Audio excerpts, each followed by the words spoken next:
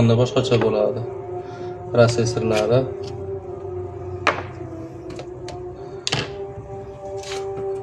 har bir mashina trafaretdan oyoq chiqariladi. Bunday qilib Nos platani tozalaymiz. Ortiqcha kanifullar, ortiqcha qalaylarni olamiz.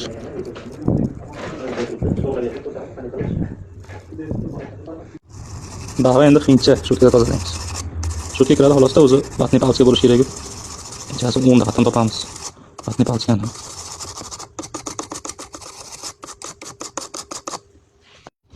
Mana birinchi prosessorga qo'yib oldik, hozir qatat qilib qo'yamiz. Bismillahirrohmanirrohim.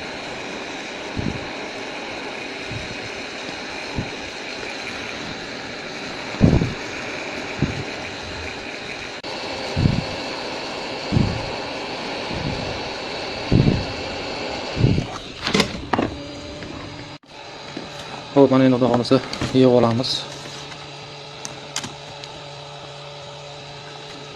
Detallar, kameralar temay turamiz.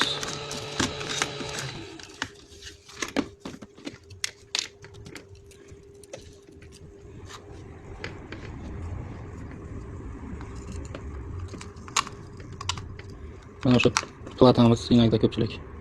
Aytdim, blosagan bilan kesilgan. Boshqa platan prosessorni qatat qilib boshqasini qo'yapsiz deyotgan savollar ham yo'q, bas bor.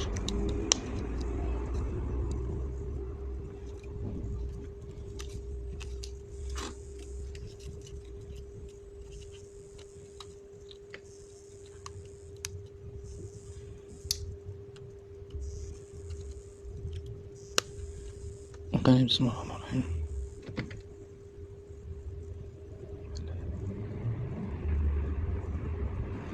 Zaryadi nol bo'lishi mumkin.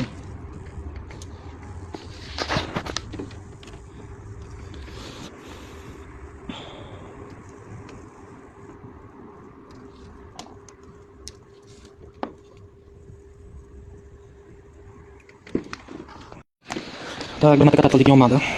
Ishtivada esnatib tushganga o'xshadi. Ishtivada prosessorda olamiz, boshqadan qilib qo'yamiz.